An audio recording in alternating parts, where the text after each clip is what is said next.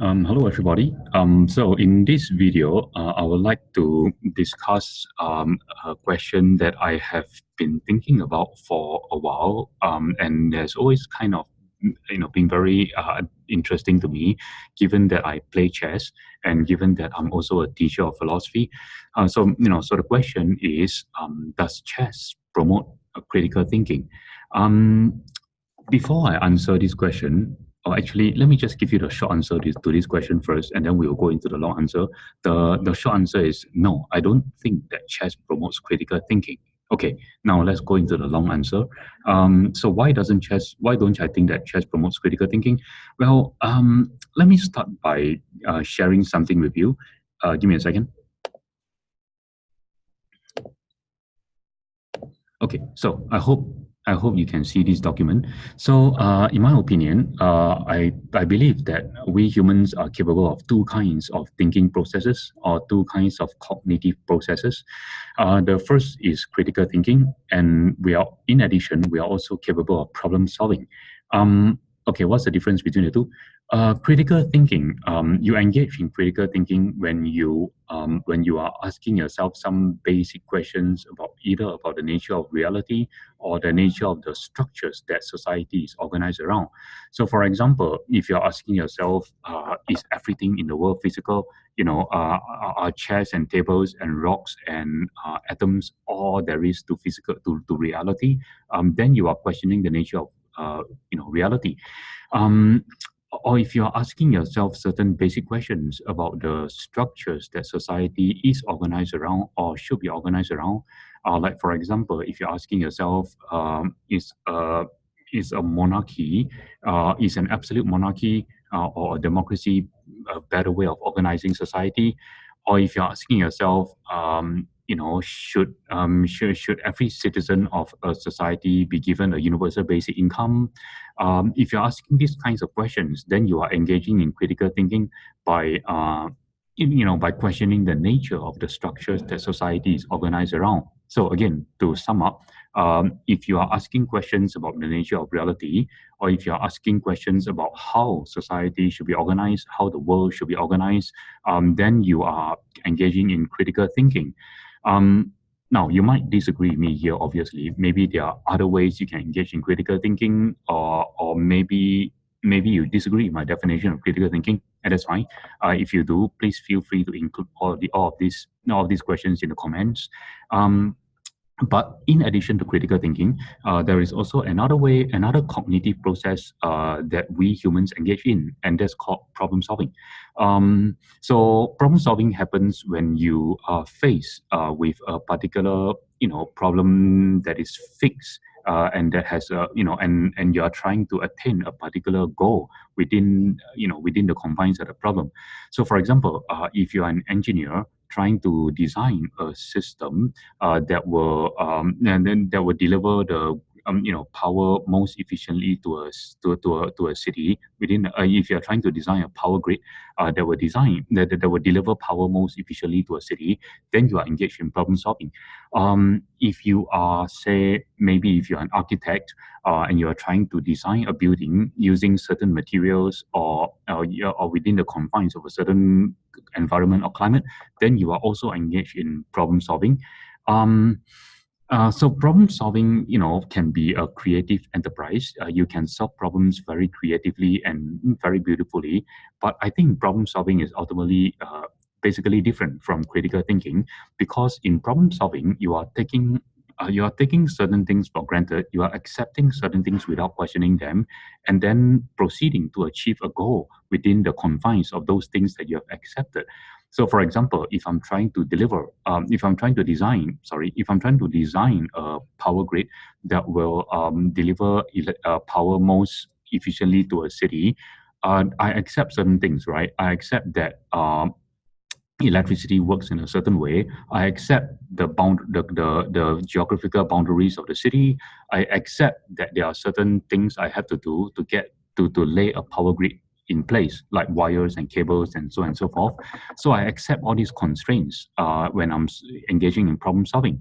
But when I'm engaging in critical thinking, then I'm actually then everything is up for grabs. I can question anything I want. Nothing is fixed.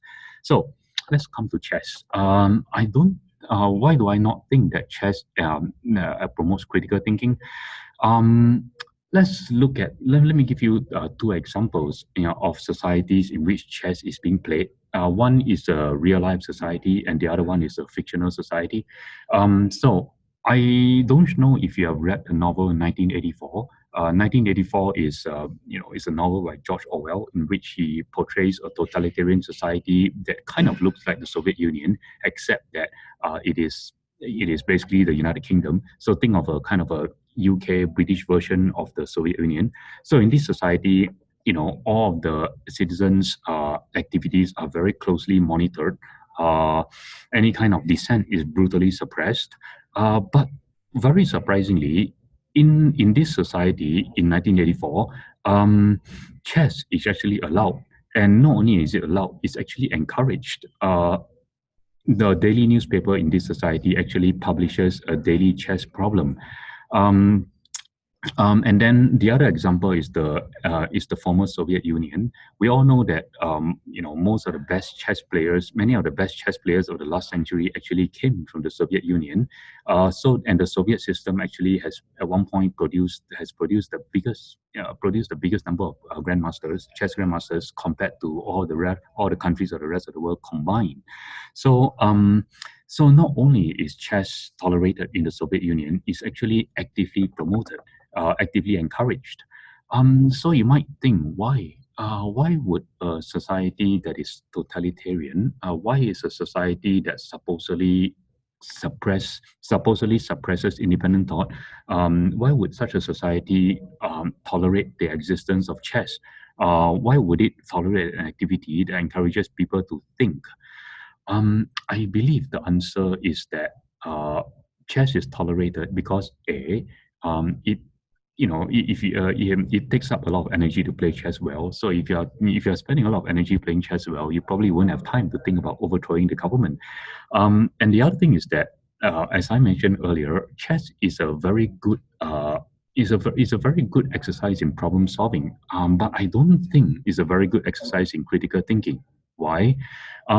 See, when you play chess, in order to play chess at all, you have to accept certain things. You have to accept that there are, well, first you have to accept that there are 64 squares on the board, and there are each side has 16 pieces.